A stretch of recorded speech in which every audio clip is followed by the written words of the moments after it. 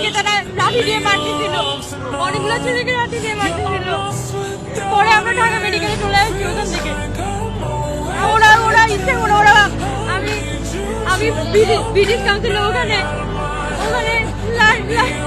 লাঠি দিয়ে আমাকে চারপাশ থেকে ঘিরে রাখছে। আমি হাত জোর করে বসে পাই, আমরা চাইলে দেন। আমরা তো ভাত চাই নাই, পুলিশ তারাই দাঁড়িয়ে সিনেমা দেখতে আসে, সিনেমা হলে টিকিট পাই নাই। আমরা বাংলার মুক্তির জন্য আন্দোলন করছি। আমরা কবি নজরুলের স্টুডেন্ট, আমরা কবি নজরুল জগন্নাথ সবাই একসাথে রওনা করেছি। প্রথমে তাঁতিবাজার পুলিশ আমাদের আটকাইতে চাইছে, ওরা আমাদের আটকাইতে পারে নাই।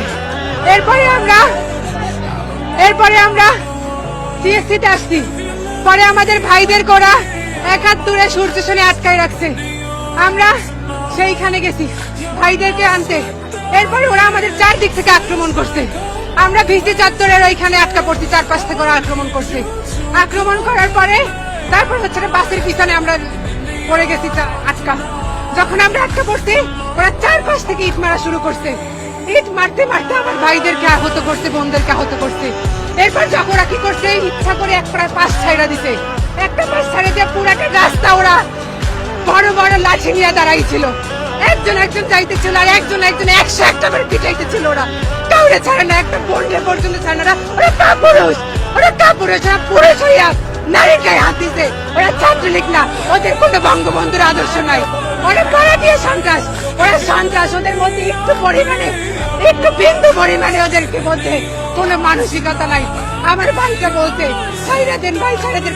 পিটাইছে ইচ্ছা মতো। ওর পিঠের দাগ দেখলে আপনারা হাঁকুড়ে থাকবেন। আমার ভাইটার পিটাইছে, বলতে ছাইরে দেন, হাতটার রক্তটা কাইটে দিতে, আঙুলের রক্তটা। আমার একটা বোন রে কি পরিমাণে পিটাইছে, বারবার বলছে ভাই ছাইরা দেন। কাউরে ছাড়ে না, ওরা একটা মানুষকে ছাড়ে নাই।